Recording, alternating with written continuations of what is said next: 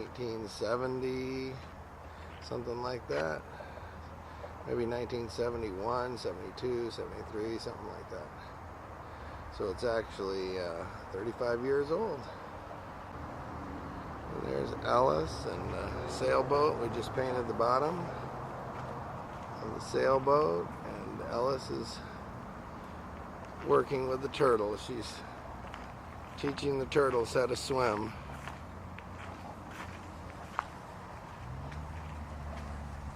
It's a beautiful day.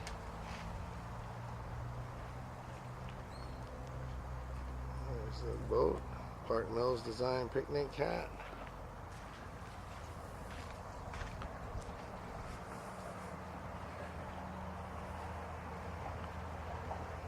And some work on it.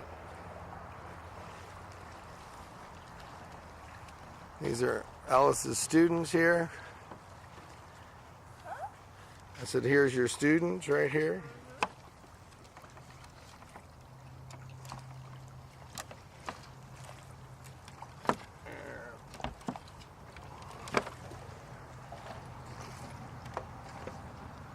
Alice is taking the turtles for a swim. Why don't you have a race? A race? Yeah, and put them all together and see which one makes it to shore the fastest. I can't keep track of all four. Well, I'll be here to help. Okay. They do pretty good, don't they? Mm-hmm. I wonder if the local turtles, little turtle torture segment, just dump it. They'll be fine.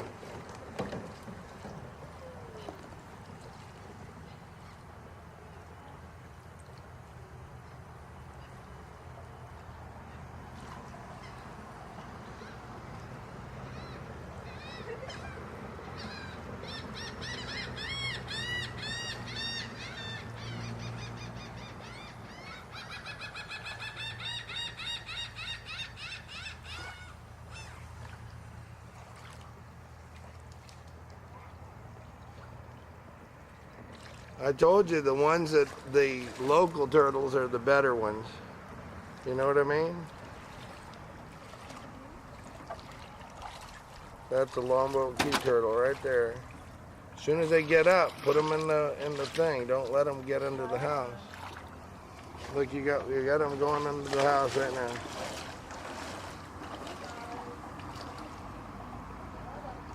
Imagine if they were sea turtles. That would be a little harder, wouldn't it?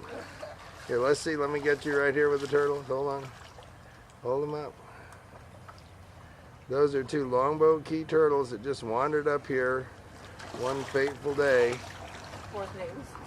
And that one was given to me. That's a western turtle. That's from out in Oklahoma or somewhere, Nebraska. Somebody gave him to me, and I've had him for about 10 years or however long. Come on, bring him closer. I'm not zooming in. I need the close-up. No, yeah, that's good. That's right there. Here's, look at his red eyes. He's got some scary-looking eyes, doesn't he? Here, let's go this way because I can see him better. Okay, pick up the others and just one at a time. Yeah, one at a time. Don't get bitten.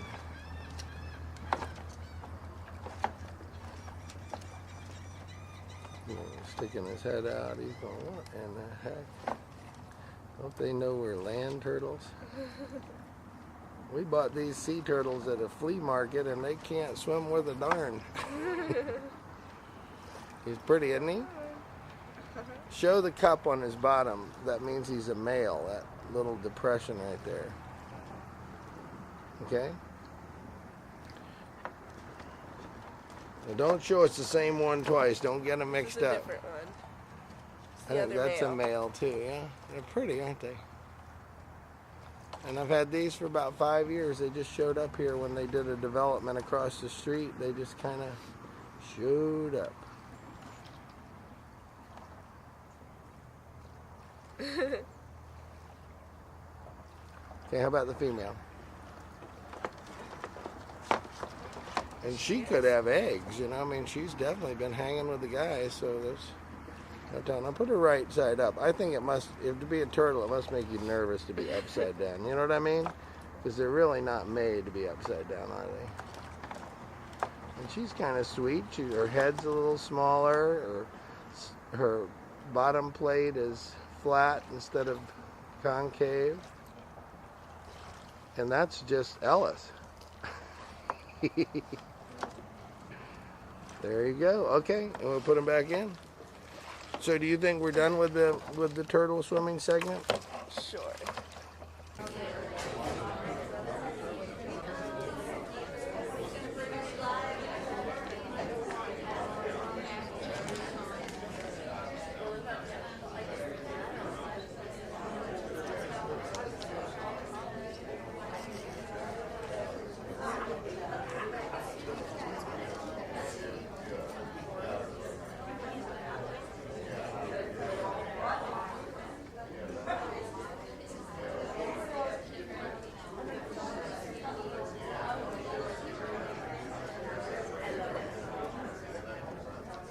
President of the Historical Society, and we want to welcome you here this evening. We're going to start in just a few minutes. If you came in through a back door and you haven't picked up a raffle ticket or signed your name in, you may want to do that. Tom has brought us some Land's End t-shirts. We'll be donating or raffling off 2 of these at the end tonight. So these are very special. So if you don't have a ticket, you may want to take a minute to get one around and sign your name at the door. And we'll start in about 5 minutes. Thank you.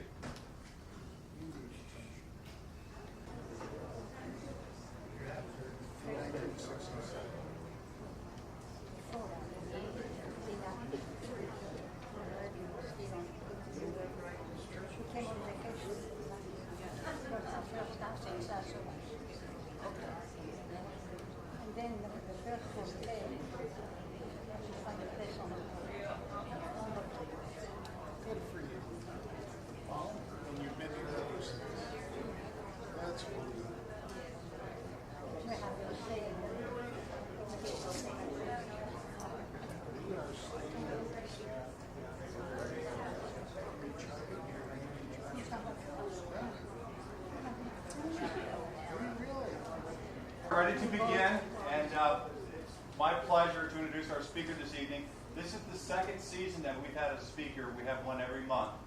Last year, Tom Mayers was one of our speakers and gave an overwhelmingly successful presentation, and he's back this year by popular demand. Tom grew up at the very north end of this island, a place called Land's End.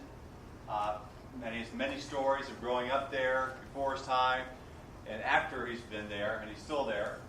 And he had the animals of Longboat Key he's very familiar with, and he tells a fascinating story. And I think Tom's going to do this in 3 parts this evening. I'll let him explain it all to you. But without further ado, I'd like to introduce our speaker, Tom Mayers.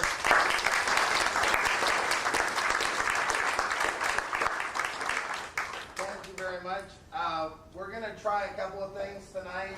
One thing that the Historical Society is trying to do is please the audience that we have here. And we had some people complain about not being able to hear one of our presentations. So we're going to try one without the microphone and one with the microphone. I have a video presentation. My girlfriend, Patty Sheridan, is helping with that. My daughter, Ellis, is going to handle the snakes and the turtles.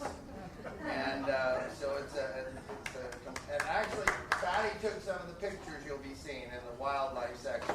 So last year I gave a talk and I got some feedback from people, and they said that they liked the wildlife, they liked the Land's End history part, and then another thing that they were interested in was the aerial photography. And so they liked the old aerial photographs that I showed, so I added a segment of that. So last year I just did the Land's End history and the wildlife, and so this year we added a third one, which is aerial photography. So by the time you hear 2 segments and you're tired, you don't want to hear anymore, I understand. But some of you will find the aerial photography really interesting, especially if you live on the island or you are familiar with the island. So before we begin the history side, I wanted to tell some wildlife stories, just some ones from Longboat Key lore. And I think it's important to get that so that it's passed on from generation to generation. When I was a kid, I heard stories here. This would be back in the 50s. And these were stories of before my time and what was going on. And there was a man who came here. There wasn't many people here. Back in 1960, just to give you an idea, there were estimated to be less than 1,000 people who lived on the island in 1960. So that gives you an idea that back before 1950, there were not many people in the area. My great-uncle John Savarese was one of the pioneers. He owned the north tip of the island where Land's End is, and was one of the early pioneers here. He had the boat, the Mistletoe, that brought passengers from Tampa to Sarasota on a regular basis. So one of the stories that I wanted to tell you was just one of the funny stories I heard when I was a kid. Apparently there was a pugilist, someone who was retired, used to be a boxer, and he was a character, and I'm not going to say his name because I don't think bother somebody, but he was just kind of trying to make do and make, some living any way he could. And in those days we had a problem. It was erosion. Big surprise, right? That back in those days they had a problem of erosion. And Manatee County was trying to solve the problem. The cheapest type of fill they had was automobiles. So, these junk cars, they would bring them and they would dump them in the pass to try to stop erosion, just like they put rocks in today or whatever they do. So they put the junk cars in. Well, this Roy Ruiz was an entrepreneurial type guy, and he got a barge, and at night, after they dumped the cars in, he would pull the cars out, put them on a trailer, take them back to town, and sell them to the junkyard. And so then, the Manatee County say, boy, that erosion, it's really bad. We better get some more junk cars. And just as a kid, that was just one of the stories that kind of was amusing to me. And another story, and these are just, ones that I'm trying to share because I don't know if anybody else even knows them, But does that have some familiar tone? I mean, this erosion, like this beach renourishment, we do it, and then 5 years later, all of a sudden, we're doing it again, So sort of goes back in history. Now, this is another story, was that this guy caught this big tarpon. So he caught a big tarpon and probably, and I'm making this part up, but, probably brought it into Mar Vista, and they had a contest, and this was a big contest. The winner was going to get a car. So this was a big tarpon fishing tournament. They were trying to promote it here, and this was always considered a great place to catch tarpon.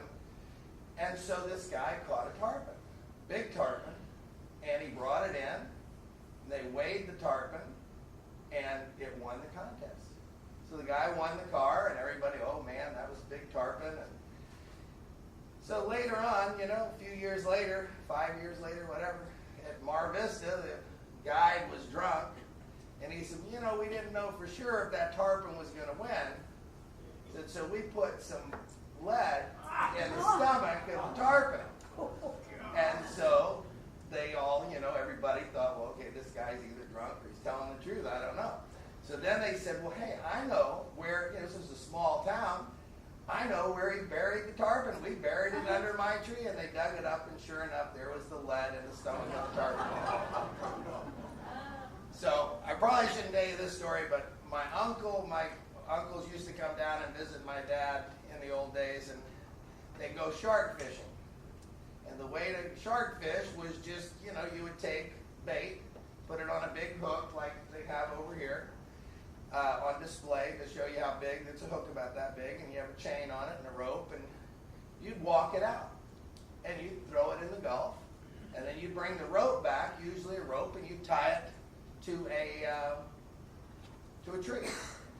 So my uncle, they used to drink a little bit like Mr. Bojangles in those days. Everybody, that was part of the fun, And he couldn't find a tree. So he went to sleep and tied the rope around his waist. So the story is that he woke up, desperately trying to untie this line because he's being dragged out by a shark that he was fishing for. And so those are just some fun stories, and I thought I would tell you that. I'm going to do this in 3 segments. The first segment will be Land's End history, which will be my family history. My mother was the founding president along with Ralph Hunter. He was the one who was organizing everything, and she just was happy to participate. I used to call it the Hysterical Society because they'd all get together once a month and get hysterical about history. And so anyway, I threw in some pictures of my mother. And that's my own sort of indulgence. I thought last year I didn't put them in because I thought, well, that's like more family stuff. But I put them in this year just as a tribute to her so you can see what she was like when she was younger. So these are my family pictures right here. And I hope you enjoy them. Could you clarify exactly where Land's End is? Land's End's at the north tip of the island here. In about 1900, John Savarese brought the boat, the Mistletoe, put the nose on the beach, and back in those days, big problem was no air conditioning. Mosquitoes, gnats. You wanted a place that had some wind, that had a breeze. And the north tip of the island had a breeze. And so that's where we live right now, and that's Land's End. Most of these pictures, that's my dad right there. There they are. I think they were drinking a little bit. That's me. And the hammocks were a big deal, and that's Mother, back when she was younger. My dad, that's a big fish, a redfish with a shark bite. There they are sailing, my dad and his brother and my aunt. We used to have a monkey. As my dad got older, he always loved animals, and we got him a monkey. And that was Land's End when we had the marina. And my dad was the proprietor. It was his dream. That's Mom and Dad at the beach. Just back then, there wasn't much to do. You'd go swimming, you'd go fishing. It was just a simple life. It was just nice to get away from it all. And we used to have Tarpon. There's Mom out there. And sometimes when the water was high, our family lost a house out in front of the house that we have now. So we know a little bit about erosion. There's me, my dad, our fireplace. It's me fishing for crabs or something with a friend. There we are back on the porch again. But no TV. I don't even know that we had a telephone in the early days. That's Mother and my sister Joan. That's over on Jewfish Key. And in the background, there's a boathouse that you can see back there. That was the Wickersham boathouse. So my aunt and the Land's End cottage. I don't know what they did with the turtle, but whatever happened on the past, we had the telephone. If somebody got hurt, somebody caught a big fish. That's where my mother was born. That's some of the aerial photography from this is the north tip of Longboat. So in the background, most of these pictures, you'll see Longboat Key. That's the Mistletoe. That's the boat that carried passengers. It's an early plan for our dock.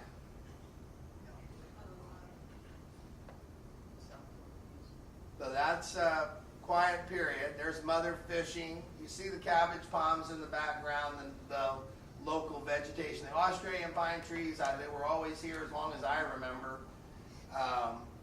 Most of those trees my mom and dad planted because literally where they were was like a sandbar.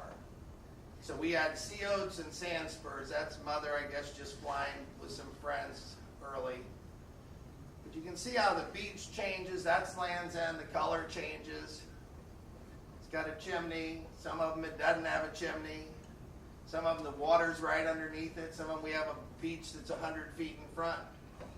My dad used to say that at Land's End, the pass used to go right there in front, and that you could actually stand on the beach and dive into 8-10 feet of water right off the beach, just like you do at Beer Can now. But things have changed. So there's the dock. They're building the dock. That was Joe the monkey. He was entertaining. He used to drink beer and fall off his perch.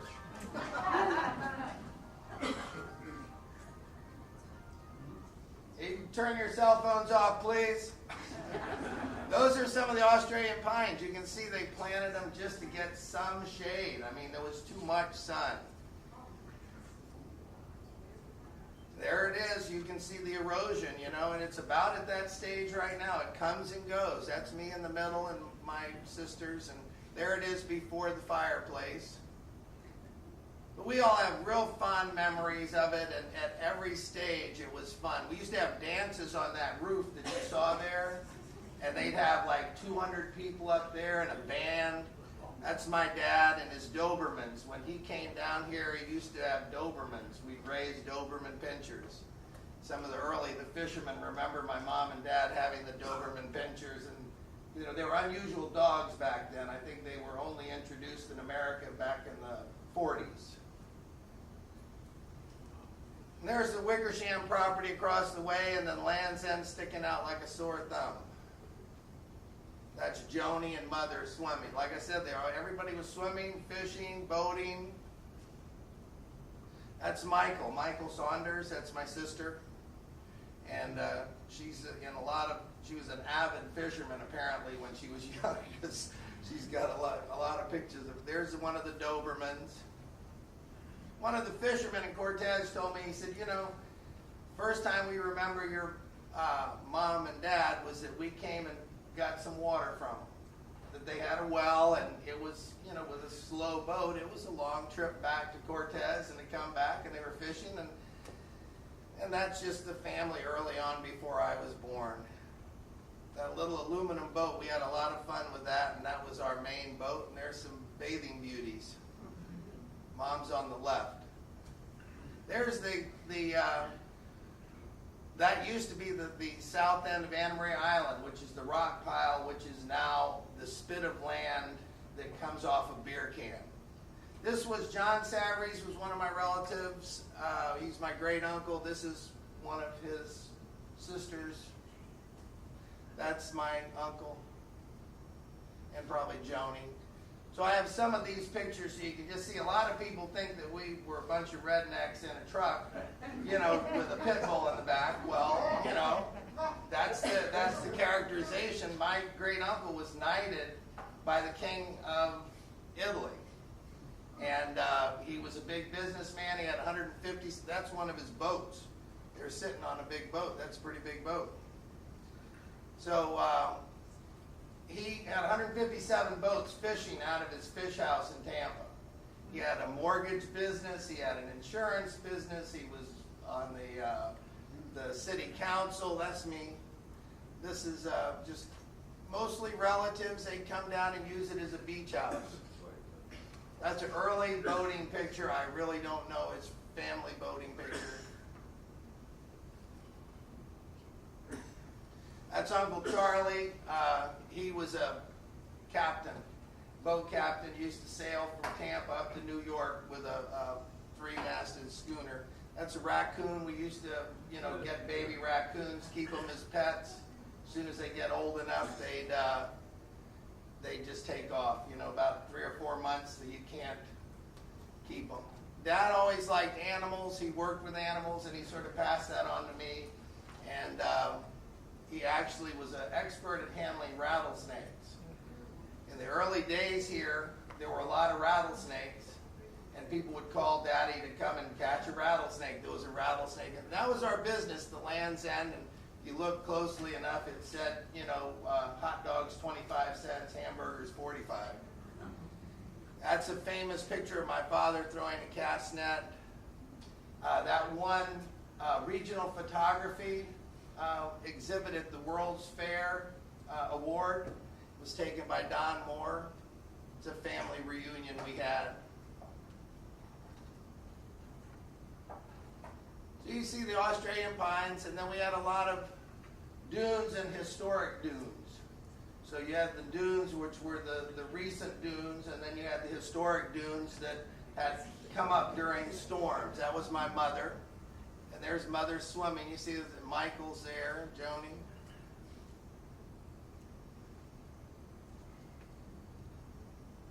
But there is where Beer Can Island is now. It's not there, was it?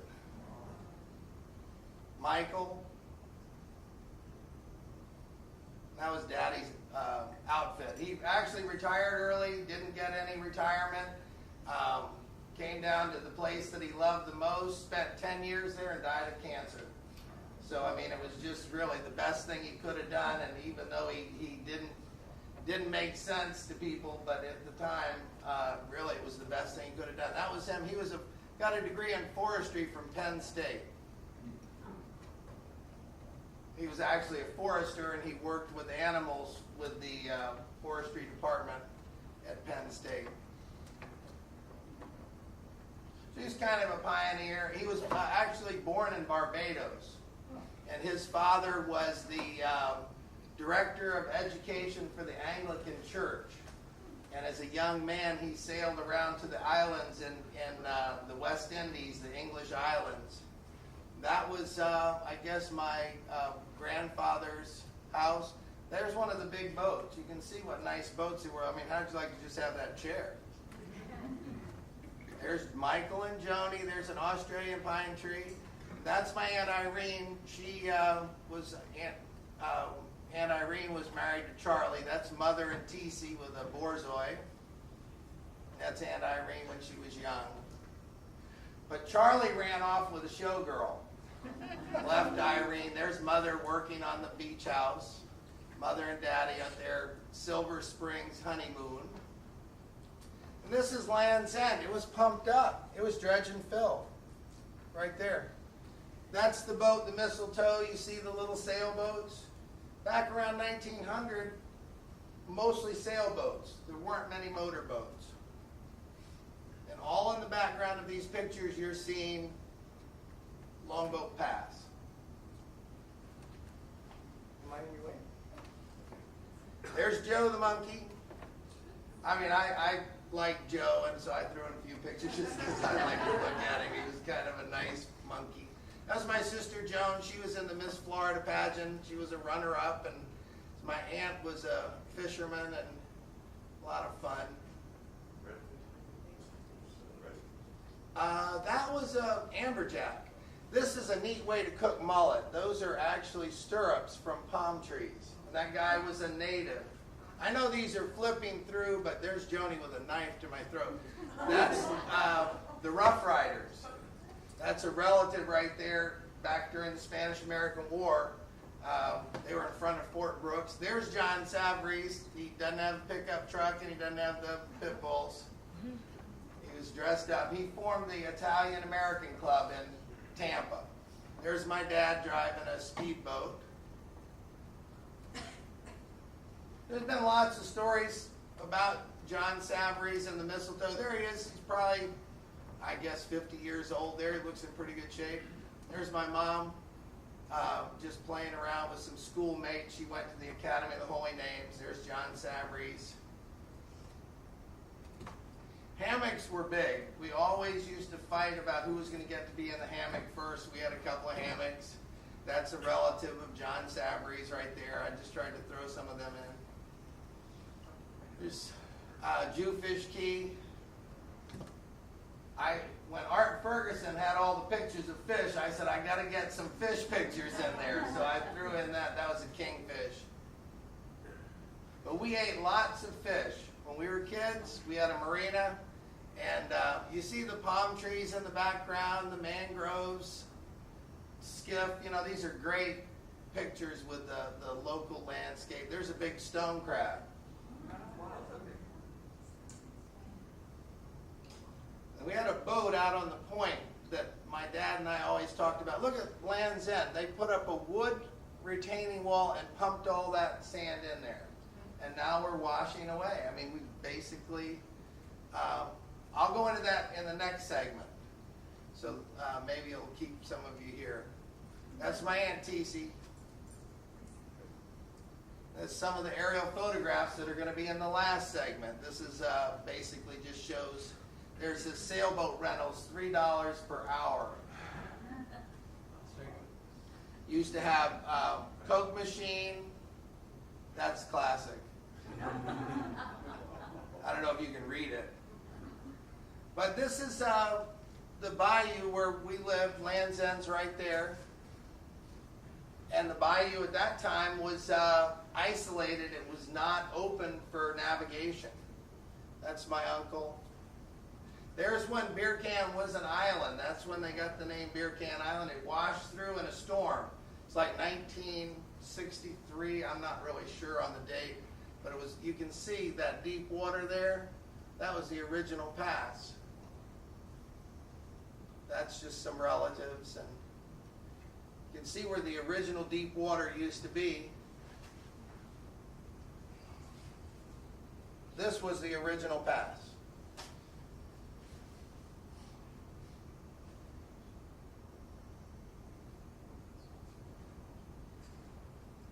So that's the north end. There's where Beer Can is now. That was the south end of Anna Maria Island. Where the pass is now was houses. So, you know, just to give, there it is. That shows you right there. That picture. Slow down on those. We can't do it. I mean, I go through this, I tried to show my girlfriend some of this stuff, and she says, well, just stop and tell me this. There's no way. I mean, it's just, I'm going to donate these to the Historical Society. So you can come and at your leisure, you know, pause it or do whatever.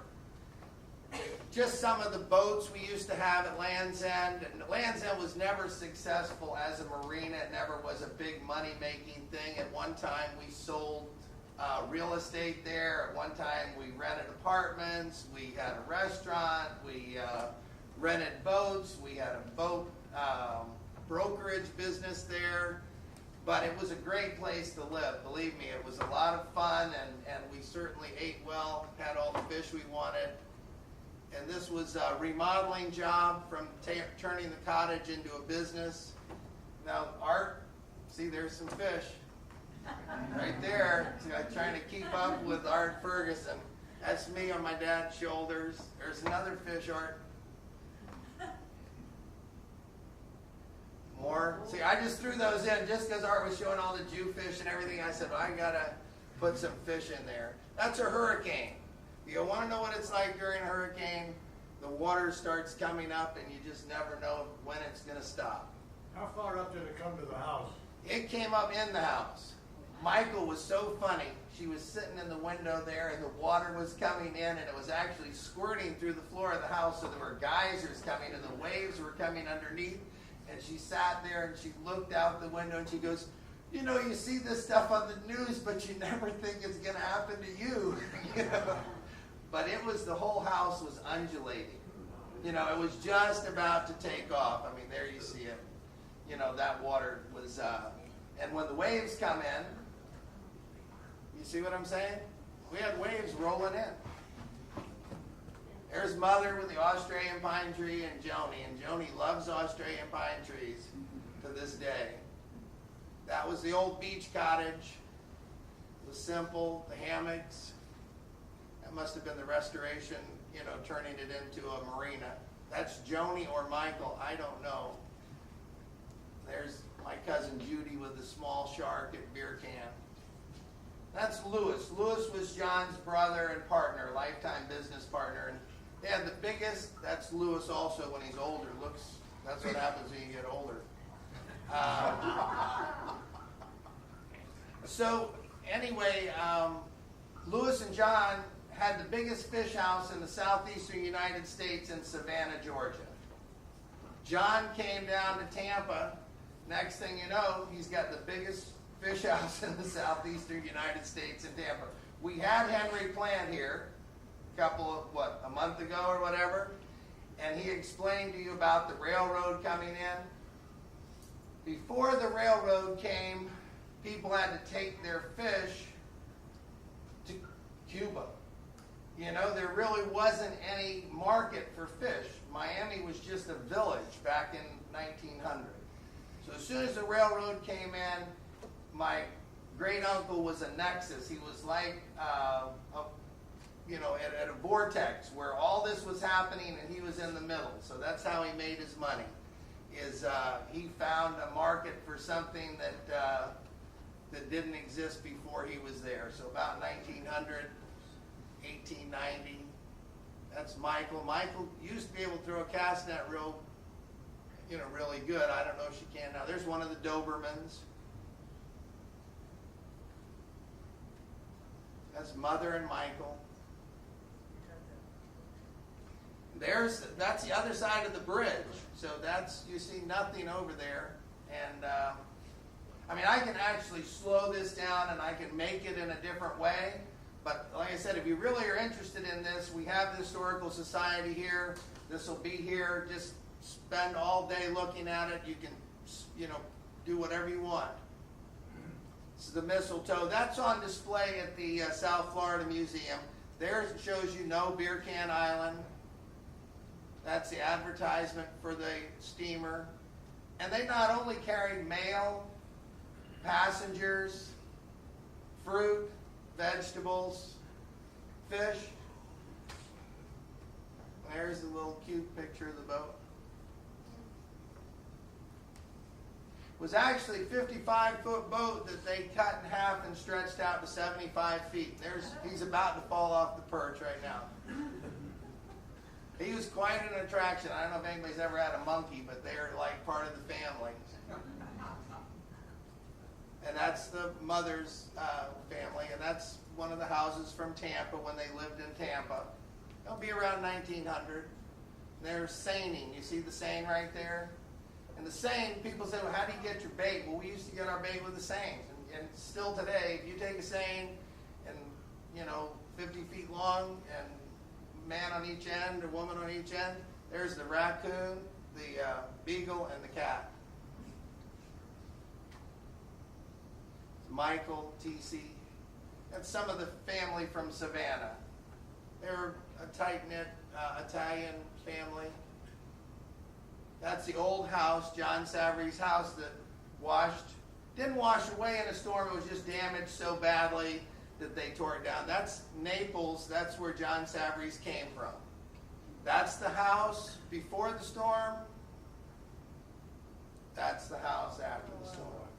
And in the paper, I have an article about it. It said it was one of the finest houses on the west coast of Florida to be built on the beaches on the west coast of Florida or on the barrier islands. That's the famous great white shark that was caught and brought into our property. That just shows how I got the pictures. They were in photo albums just like that, summer 1948. There's two bathing beauties. That's the north end of Longboat Key. So you see the big beach there. And tarpon fishing, that was Judge Berklew. He was a retired judge, used to come down and go fishing every day, and he was an interesting character. That's my mother when she was young, and that's TC when she was young. That's me when I was young. Right where I live right now. I've gone a long way. And that was my big trip when I was 15 years old. They told me to go on and take off. And I went sailing with this guy. We sailed down to the Keys, and that was the first time I became captain because he didn't know what he was doing. So at 15 years old is the first time. That's me with a rabbit. My dad used to encourage me to hunt on the north end of Longboat Key, and I used to go out and shoot quail, dove, mourning dove, and rabbit. That's me on a boat that was like Mike Nelson. He was a diver, a professional diver. He'd take me out and taught me how to scuba dive. That's my grandfather on the right, and that's his mother. These are all village kids here. I wish we could get the Wickershams and the Yerkes to come here with some of their family pictures because they certainly were some of the pioneers. That was my birthday party. There's the Yerkes and some of the local people. And that was a nun. I went to school at a Catholic school. That's the monkey and me, and there's Mother. But she was a really good-hearted woman, and she did a lot, to help the community here. I remember when she told me, she said, Tom, someday we're going to have a Catholic church on Longboat Key, bigger than that's it for this, bigger than the one on Anna Maria that we used to go to. And everybody said, oh, sure, you bet, Mom. Next thing you know, you see the church now. I mean, it's a very big, nice church. So we're going to take a break, if that's all right with everybody. And in 5 minutes, we'll come back and we'll do the animal section. Does anybody have any questions about this? Okay, yeah, you. Where did the bear come from? The bear was when Daddy went to Andover Phillips Academy. He was there and he was on a scholarship there. He worked with horses and went to school at Phillips Academy. And then when he left Phillips Academy, he went to Penn State and was in the forestry program. But that was not a local No, bear. but that was at Penn State where he was working with the animals in the forestry department. Yes? Oh, right. How did Michael get her name? Michael was, my grandfather was from Barbados, and before that his family came from England, and I went down to Barbados and I asked them in Barbados, I said, what about the history of our family in Barbados? And the name is Mayers, right? I mean, that's my last name, and Michael obviously has taken her husband's name, so. And I said, well, what is the history of the family in Barbados? And they said, well, this guy said, I'm related to you. He said, we're all related to you. He said that my family came, he was like the president of the Historical Society down there. He said, my family came to Barbados in 1629. He said, the island was founded in 1627. He said, when my family came here, your family was here. So he said, everybody on the island, since it was a small island, they were all almost related. So he said, we're all related to you. But they came from England, and there was a poet in the family, and his name was Michael Drayton. And at the time of Shakespeare, he was a rival. They actually were both famous poets, and they wrote poetry together, and they weren't only, rivals, they were drinking buddies. And my father, when he'd had a few drinks and was sitting at the table, he'd say, oh yeah, well, Michael Drayton drank Shakespeare under the table. And we'd all go, yeah, Dad, have another drink, I got to college, went to New College here in town, had a book about this thick, the complete works of Shakespeare. It was the most recent copy. And there was one in the beginning section, the preface. It said that there was only one account of what happened to Shakespeare, and that he was drinking with Michael Drayton. Went home the next day, got a fever, didn't get out of bed for a day, and died. So who knows what the story is, but I thought it was funny because, we just disrespected my father by going, oh yeah, Dad, sure. But he was a famous poet, and then my grandfather, they had a big family. He had 10 children, and every time someone would get pregnant, either one of the girls or, the wives of one of the boys, he'd walk around, he'd pat him on the stomach, and he'd say, how's little Michael Drayton doing? Well, back then they didn't have sonograms, they didn't know it was a boy or girl, and my mother got tired of hearing it, and she said, this baby is Michael Drayton. She said, whether it's a boy or a girl, if it's a boy, great. If it's a girl, it'll be an interesting name. So that's the story. Yes, one more? When you went down to the Keys, did you go any farther? No, actually, we were supposed to go down to the Virgin Islands. The guy didn't have a clue. He was broken up because his wife had run away with his best friend, and he had built this boat. He was sitting at a bar one night, and he got a pack of matches that said, send away $10 for the 3 most popular boat designs. I spent time with this guy, so I know. And he sent $10 away. They sent him plans for 3 different boats, cabin cruiser, runabout, and a sailboat. He built the sailboat without knowing anything about it. Showed up here, and I got, somebody said, hey, Tom, we'll go with you. And so I sailed him down to Key West. He had no idea how to sail. Anyway. Okay, well, good. Well, I hope you enjoyed it, and then we'll come back and do the wildlife series and take a break. Thanks, Patty. The projector didn't work. It wouldn't be very good.